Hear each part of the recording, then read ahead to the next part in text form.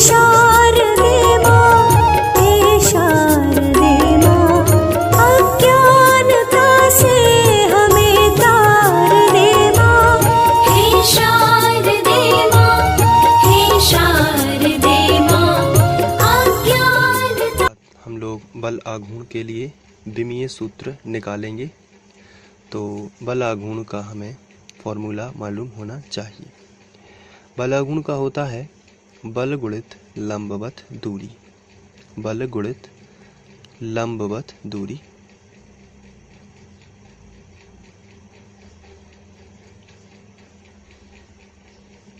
अब यहाँ से हमें बल का फॉर्मूला पता होना चाहिए। बल का फॉर्मूला होता है द्रव्यमान गुणित त्वरण। तो हम लिखेंगे इसको द्रव्यमान गुणित त्वरण।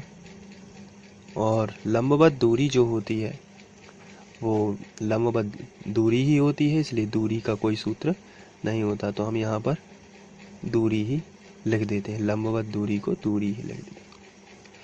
अब द्रव्यमान का कोई फॉर्मूला नहीं होता, लेकिन त्वरण का फॉर्मूला होता है, इसलिए हम द्रव्यमान को ज्यों का त्यों लिखेंगे और त्वरण का फॉर्मूला लगा देंगे दूरी बटे समय का वर्ग। हम लोगों ने पहले इसे डिसाइड किया हुआ है, दूरी बटे समय का वर्ग गुणित दूरी। यहाँ पर एक और है तो दूरी लिख देंगे।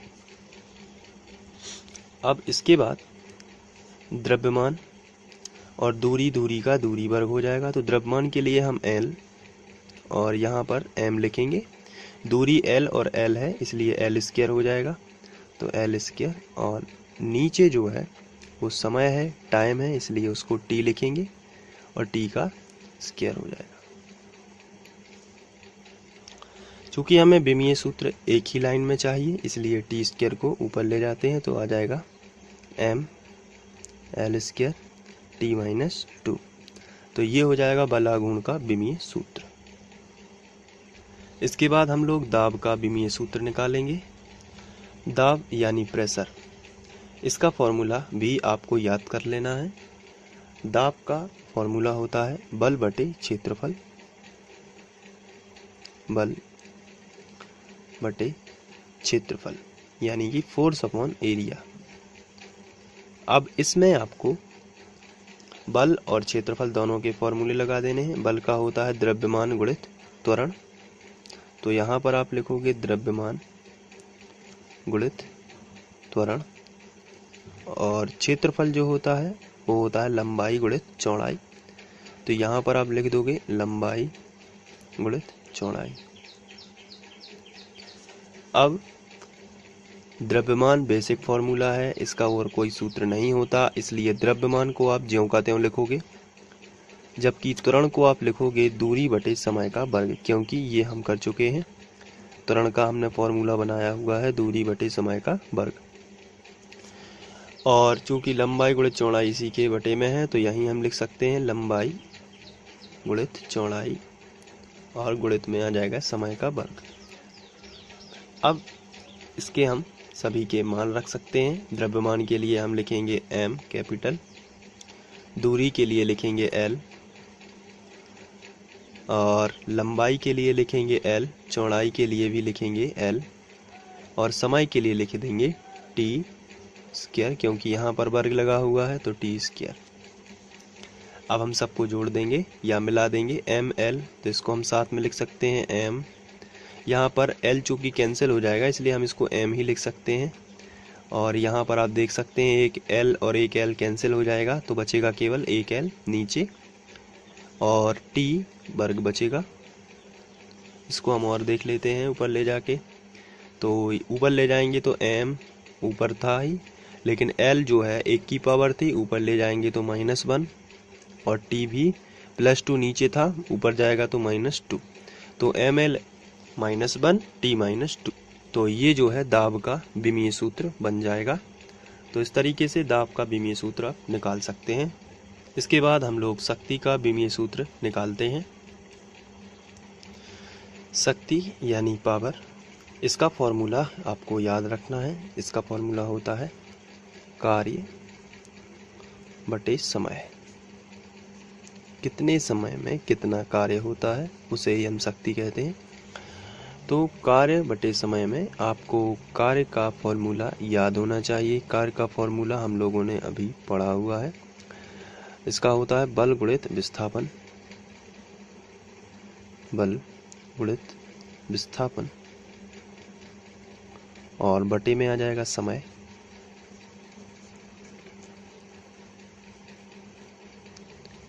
यहाँ से हम बल गुणित विस्थापन में बल का फॉर्मूला लगा देंगे। बल का फॉर्मूला होता है द्रव्यमान गुणित त्वरण, द्रव्यमान गुणित त्वरण और गुणित विस्थापन, ये ज्यों का त्यों ऊपर का। बल का फॉर्मूला हमने लगाया है द्रव्यमान गुणित त्वरण, और विस्थापन ज्यों का त्यों है, और बटे में आ जाएगा समय।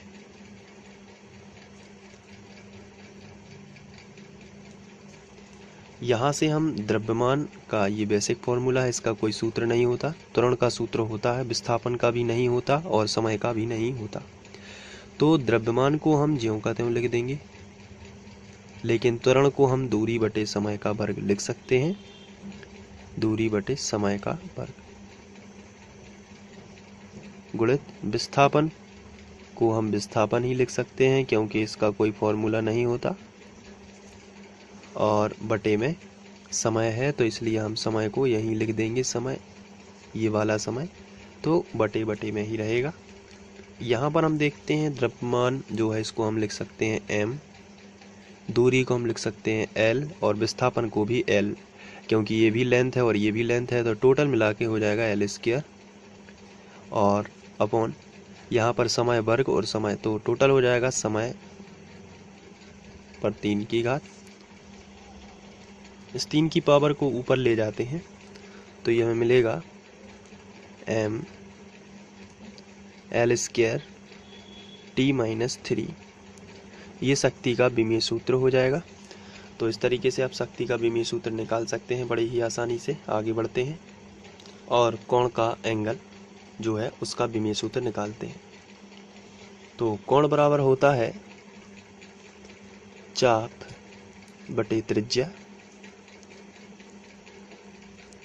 यहाँ पर जो चाप है उसे भी हम स्केल से नाप सकते हैं, और त्रिज्या है उसे भी हम स्केल से नाप सकते हैं। इसका मतलब दोनों ही लेंथ है, तो L/L, और ये कैंसिल हो जाने से L 0 हो जाएगा।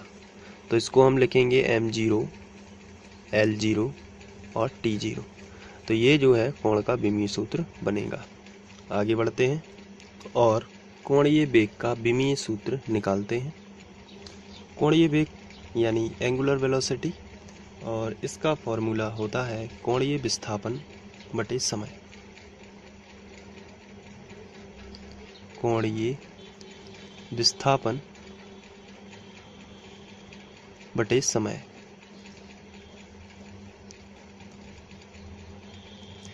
विस्थापन जो है वो असल में एक लंबाई है, और विस्थापन के लिए हम L से डिनोट करेंगे। L इसका विमा होगा, और समय जो है वो T। तो जब ये ऊपर जाएगा तो हो जाएगा L/T-1। तो हम इसको इस तरीके से, और चूंकि कोणीय विस्थापन जो है वो लेंथ तो होगा लेकिन उसका मान कुछ भी नहीं होता है, इसलिए कोणीय विस्थापन जो कि थीटा के फॉर्म में होता है, इसलिए अब वो लेंथ नहीं रहेगा, इसलिए लेकिन हम उसको विस्थापन मानते हैं इसलिए लेंथ, लेकिन लेंथ तो रहेगी और वो 0 रहेगी, उसकी कोई विमा नहीं रहेगी। तो यहाँ भाई हम 0 कर देते हैं। t ऊपर जाएगा तो -1, तो यहाँ पर हमें मिलेगा m0 L0 t-1। तो ये होगा कोणीय वेग। इसके बाद हम लोग जड़त्व आघूर्ण का विमीय सूत्र निकालेंगे। जड़त्व आघूर्ण यानी मोमेंट ऑफ इनर्शिया, इसका फॉर्मूला होता है द्रव्यमान गुणित दूरी का वर्ग।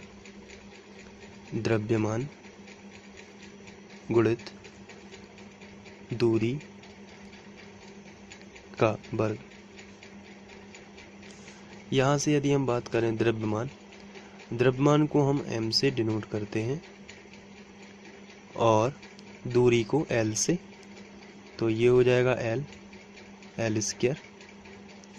तो हम इसको जोड़ देंगे m L²। अब चूंकि हमें MLT के फॉर्म में लिखना है इसलिए हम लिखेंगे ML² और T की कोई बात ही नहीं हुई है इसलिए T 0। तो ये जड़त्व गुण का विमीय सूत्र इस तरीके से निकाल सकते हैं। इसके बाद हम लोग आवृत्ति यानी फ्रीक्वेंसी का जो विमीय सूत्र है उसको निकालेंगे। आवृत्ति का फॉर्मूला होता है 1 आवर्तकाल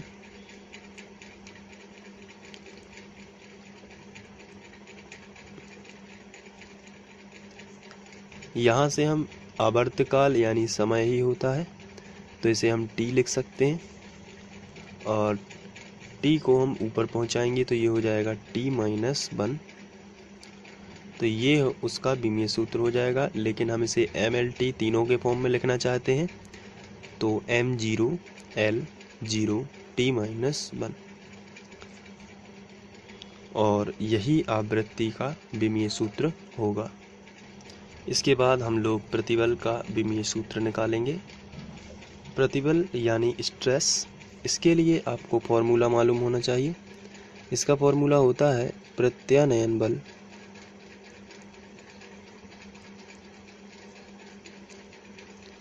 बटे क्षेत्रफल।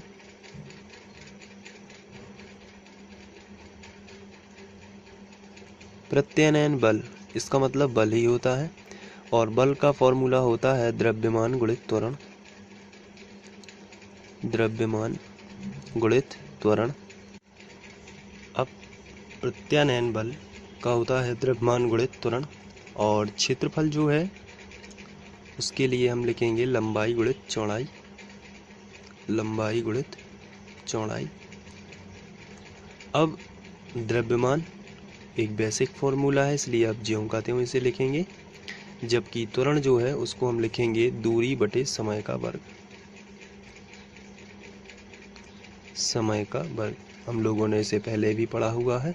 त्वरण के लिए हम लोगों ने डायरेक्ट फॉर्मूला बनाया हुआ है दूरी बटे समय का वर्ग और ये लंबाई गुणित चौड़ाई बटे में है इसलिए इसको हम बटे में ही लिखेंगे लंबाई गुणित चौड़ाई और यहाँ गुणा लगा देते हैं। अब ये भी अपने इसका कोई फॉर्मूला नहीं होता, इसका भी नहीं होता और बाकी इन तीनों का भी नहीं होता है तो हम डायरेक्ट इनके विमाएँ रख देंगे। जैसे द्रव्यमान यानी मास यानी m और दूरी जो है यहाँ पर ये होती है l।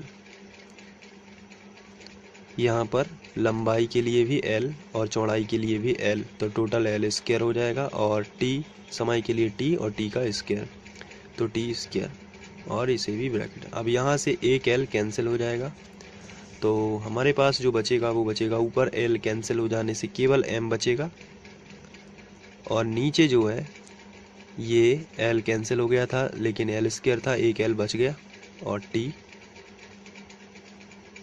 यहाँ पर स्क्वायर।